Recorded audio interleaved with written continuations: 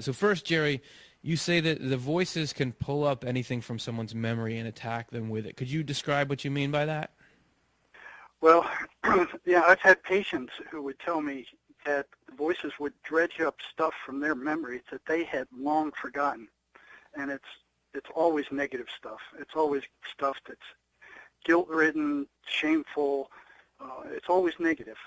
And they just rub it in their faces until they generate a negative emotional state. And virtually everything that the voices tell these schizophrenic patients is negative. And that those negative thoughts generate negative emotion, and that ties back into the energy drain, which is awful strange.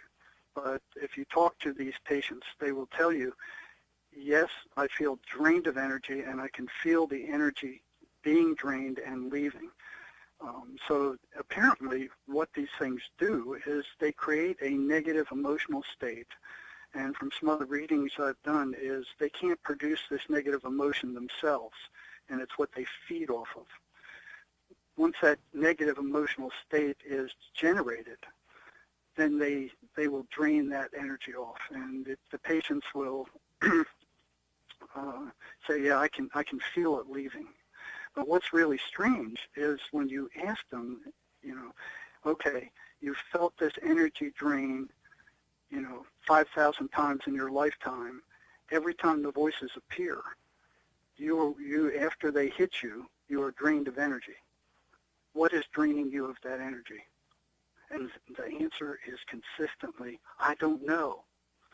But if you rephrase that and say, okay, if you stuck your hand in a fire 5,000 times, and each time you were getting burned, what will be burning you?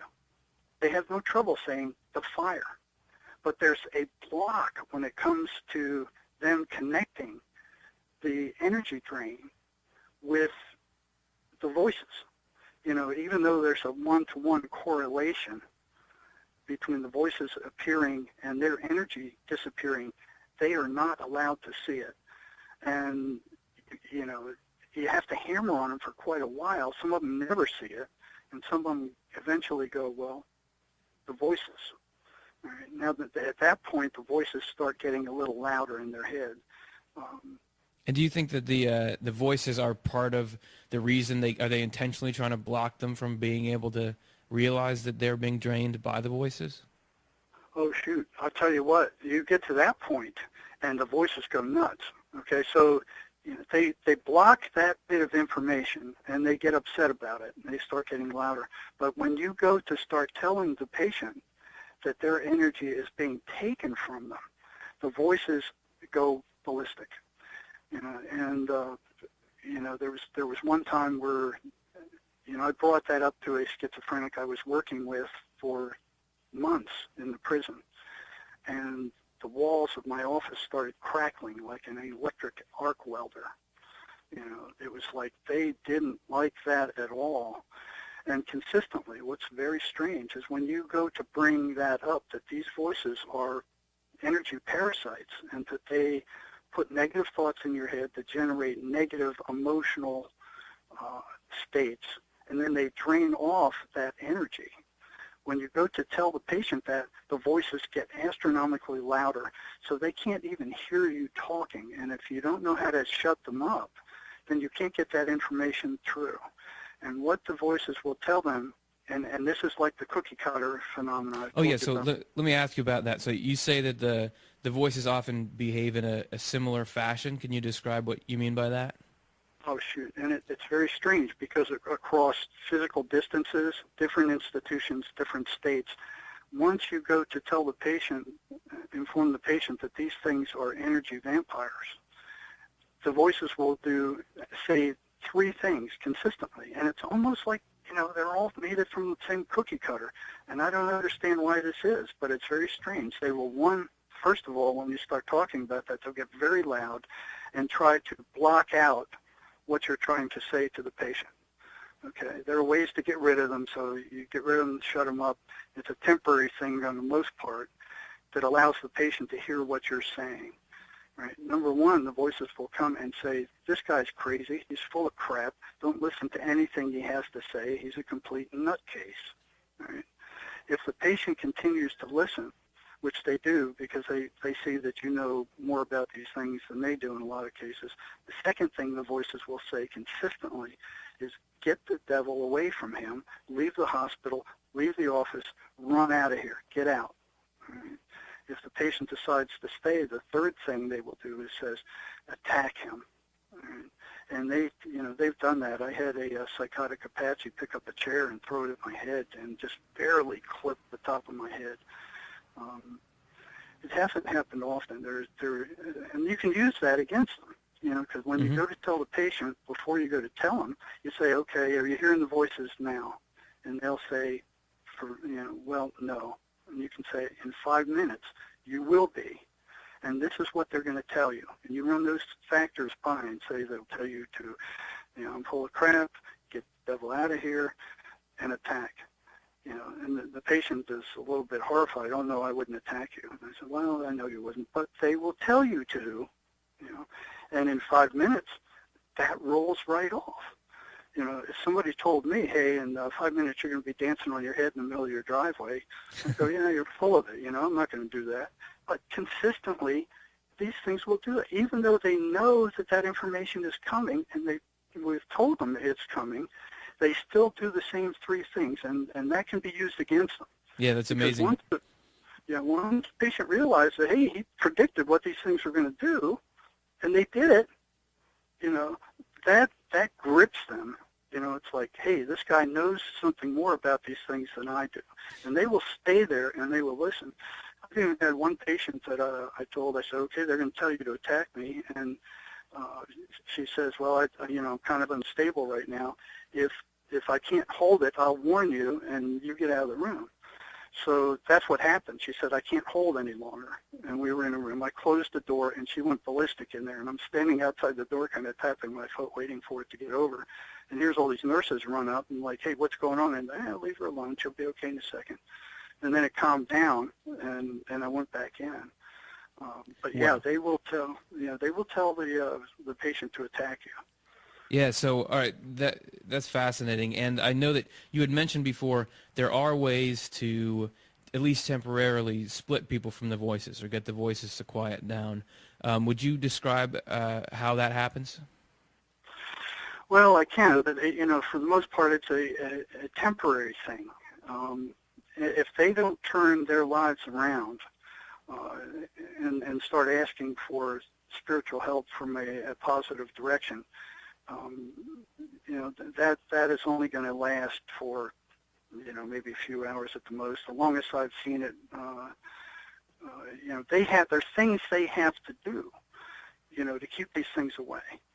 Now, in my talks with Van Dusen, who was a Swedenborgian, the first time these things hit and scared the devil out of me, I talked to Frank Rose and said, I need to talk to Van Dusen.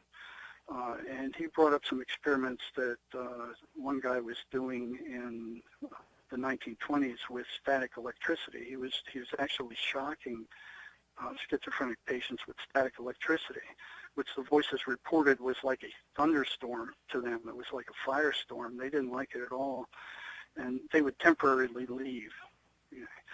So at that time I was working in the prison, and I was like, okay, well, how can I duplicate something like that without getting fired? Mm-hmm. And I was running through all these ideas, and finally I came up with the idea of a big rubber band, because the voices are so enmeshed with the person's thought that a lot of times they can't tell the difference between their thoughts and the voices' thoughts. And the voices don't want them to think there's a difference. They want them to think that they are them. So one of the first things you need to point out is that these are not you. These are different from you. And they will start off very softly, and it's always negative stuff, And, you taught the patient that once you hear these things, you can snap that rubber band, and that, I've been told by several patients that it hurts the voices 10 times worse than it hurts them. And that shuts them up temporarily. So that's something that they can do, and then they are asked to, like Swedenborg says, they have two guardians, and they have two demonic entities with them. Right? And if they ask specifically, if they ask Christ or their positive guardian angels to shut these things up, they will shut up for some period of time. Right? Now, the voices absolutely hate the 23rd Psalm.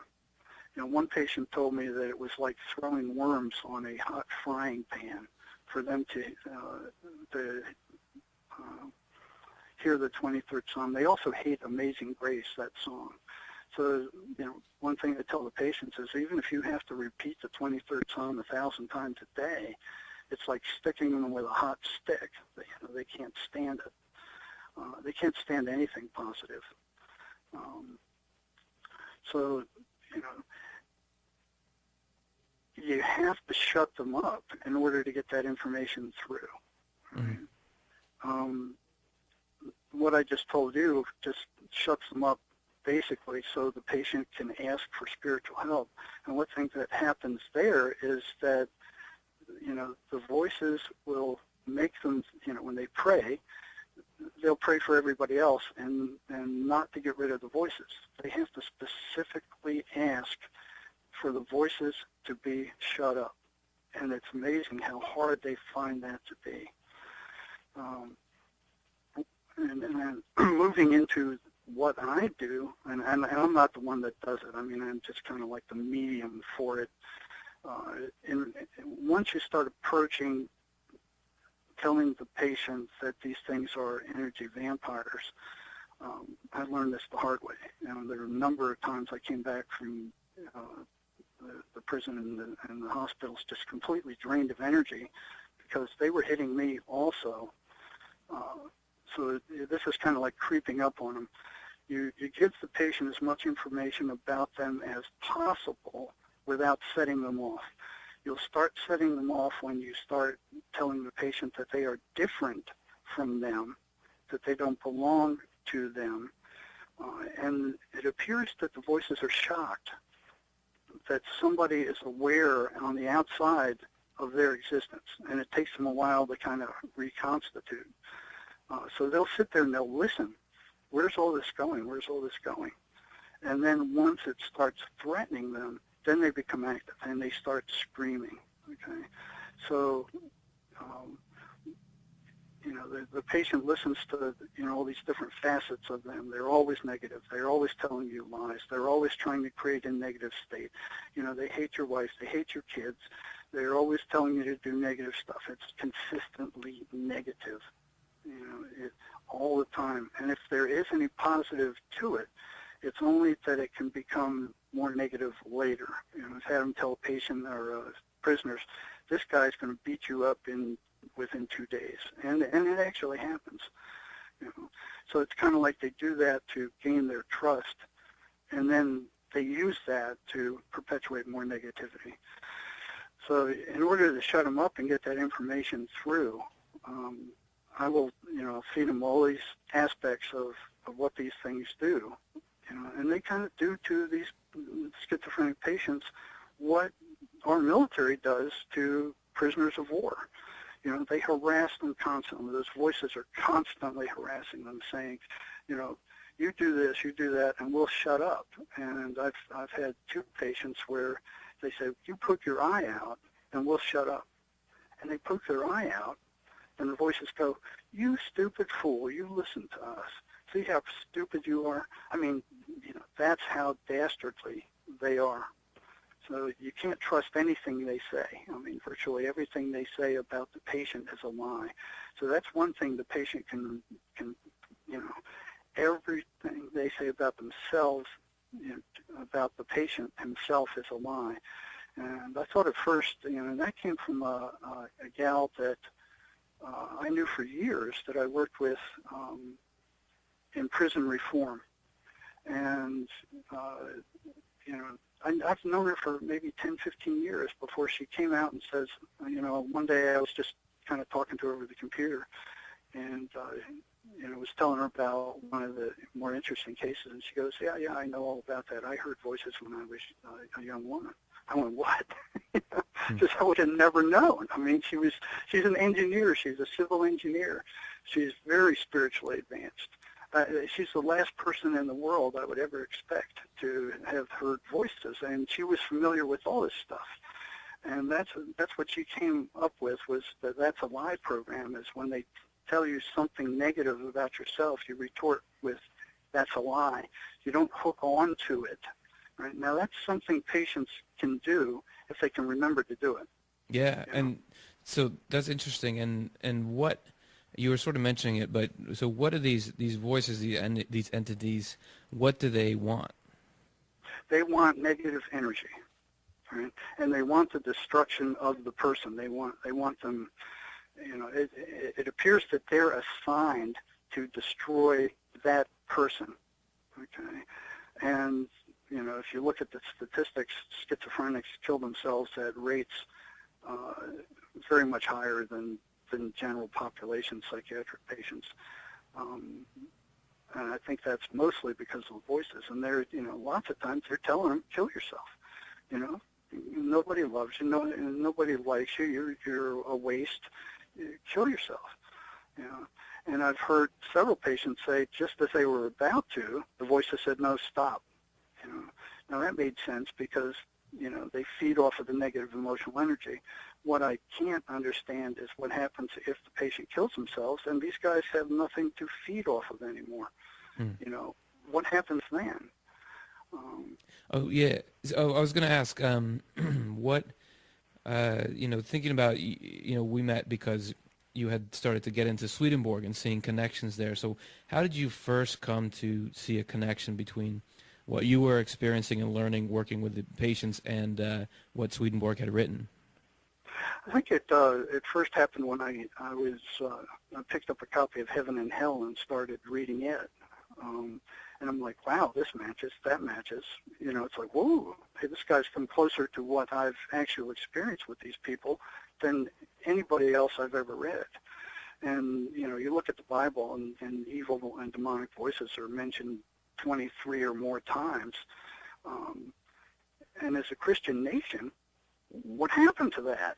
You know, it's like psychiatry has taken over and saying these things are hallucinations. I mean, you know, there was one thing where Swedenborg was talking about spirits, and he says they come to us by turning toward us. They enter our whole memory so completely it seems though they themselves know everything we know, including languages. And yeah, that's incredible. I mean, that's exactly what I experienced. They can go into a person's memory and pull up every rotten thing they've ever done and rub it in their face until a strong emotional state is created, and then they drain that off. Another quote he said was, spirits are so intimately united to us that it seems to them as though our characteristics were their own, and that there is such an intimate union with us of the spiritual and natural worlds that they are virtually one. I remember one patient I was talking to where the voices, he was getting better and better. So this was at the prison, and I figured, okay, well, you know, I don't know what these things are, but what they're telling the patient is consistently negative and self-destructive. What I'm going to do is tell this guy to do the opposite of what they're saying and support him in doing that. So I told him, I said, anytime the voices start telling you negative stuff, you come tap on my window and I'll get you in for an appointment as soon as I can. And we did that, and he was getting better and better and better, and the voices were getting weaker and weaker. And then one day he comes in and he goes, the voices want to talk to you. And they'd never done that before. They'd never talked to me personally. It was always through the patient where they'd say, oh, you know, tell him he's a jerk, or, you know, he's crazy. And, you know, there was always an intermediary. They never asked to speak to me directly. So that took me aback a little bit. And, you know, I went, well, okay, what do they have to say? And I'll never forget these words.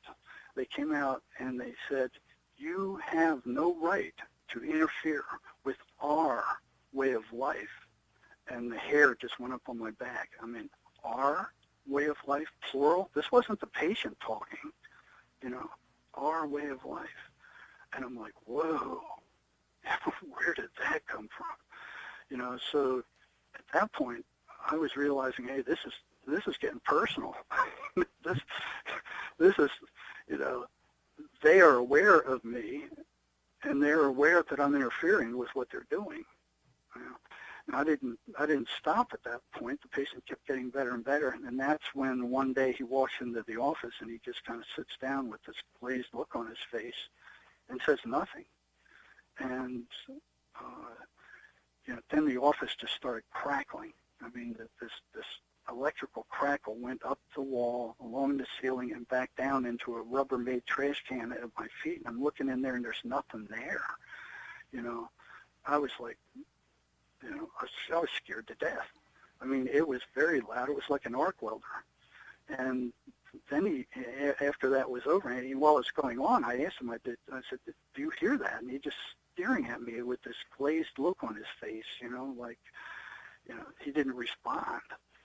And so I pushed my chair back against the wall thinking, okay, this guy's going to attack me.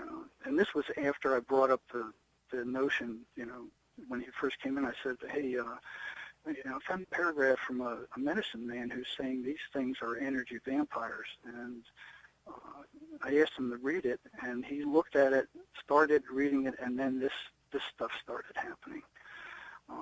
And I thought for sure he was gonna jump me. Then he gets up very stiff and he goes, I need to leave. And he turns around and he walks down the hall, and I'm going, thank heavens he's gone. And I was just stunned. I'm like, what just happened here? And I look in the trash can, there's nothing there. I look along the walls, there's no burns, there's no nothing. I go out of my office, I look down the hall, there's nobody there. There's nothing that reasonably could have caused that loud crackling that lasted for probably a minute. It wasn't just a little spurt. I mean, it was loud. And I just went and sat down, and I was stunned and horrified. And I closed all my appointments for the day and just sat there and stared out the window going, hey, what am I getting into here? It was at that point I approached Frank Rose and said, hey, Frank, I need to reach Wilson Van Dusen, one of whose books I read, years before, and he had experimented in the state hospital in California with these voices. He tried to make friends with them to learn what he could about them, and I never did that because I knew from the start that they were evil and dangerous. He even gave them an MMPI.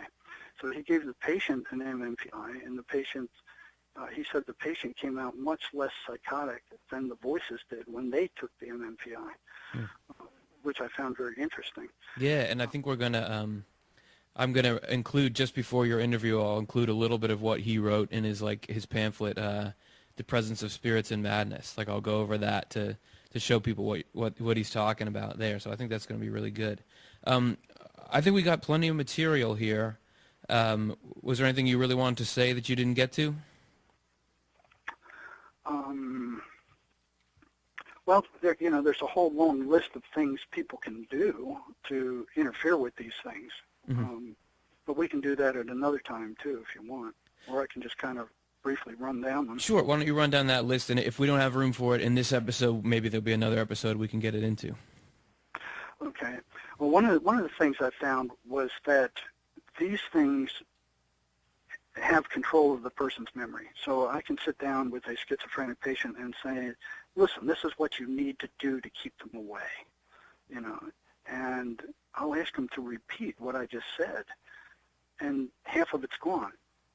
And by the time they leave my office, they've forgotten 75% of it. The two things that are very important is that they need to pray and ask specifically to get rid of these things. All right. They need to realize that every negative thought put in their mind is put in by them, by these evil things, and not to dwell on it. And these are things that everybody can, needs to live by. I mean, we're talking about these evil thoughts, but everybody experiences them, and schizophrenics are like the top 10% of the normal curve. So it's much more obvious there. Where it becomes obvious with the normal person is with intrusive thoughts, where, you're standing on top of a bridge and you hear a thought saying, hey, what would it be like to jump? Or, some horrible intrusive thought comes in like, oh, why don't you murder this guy? Or why don't you kill? It's just some horrible thing that comes in and you go, where did that come from? It's not you. It's nothing you would ever have done. It's nothing you would even want to consider. But here comes this intrusive thought, and you go, whoa, that's horrible. Where did that come from? That's them, and that's what it's like. So they're attracted to negative emotion like sharks are attracted to blood. And they're constantly derogatory. They instill doubt, guilt, fear, anxiety, any form of negative, anything that will generate negative emotion. At first I thought, well, the energy drain was due to the anxiety. I thought that for years until I came across two patients who were housed in the same cell in the prison. And this was the jail for the prison, so it was like the most dangerous people in the entire prison were there. And these two guys were in the same cell, so you couldn't have a more perfect experiment there. One of them was psychotic and, floridly psychotic, and he would get up at 3 in the morning and he would stare at his cellmate on the bottom bunk, just stand there and stare at him. And that freaked that guy out of his skull. Now, that guy, the prisoners were trying to kill because he had snitched off a drug deal. So you couldn't be under much more stress than him. They'd already stabbed him. They were shooting notes under his door saying that, we're going to kill you first chance we get. They actually got themselves in trouble so they could get locked up in the jail so they could get at him. You can't get more stressed than what this guy was. And they were shooting notes under his door, threatening to kill him first chance they got. Every time he came out of the cell, he had to be escorted. Anxiety level doesn't get much higher. So I got two, they call them kites, to see each of these guys, one from the guards on the psychotic guy and one from the guy who was stressed out of his mind with the prisoners trying to kill him.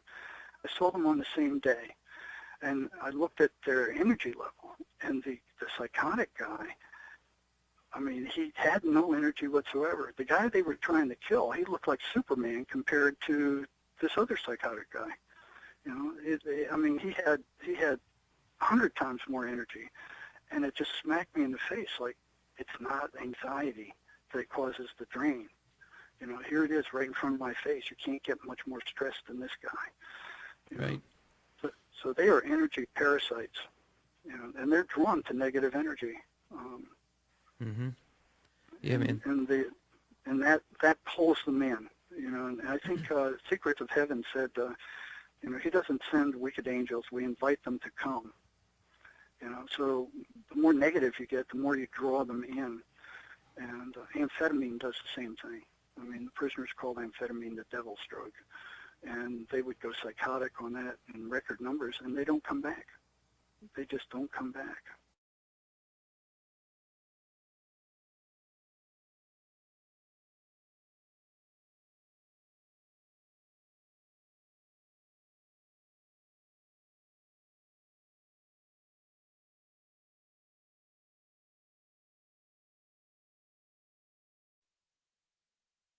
you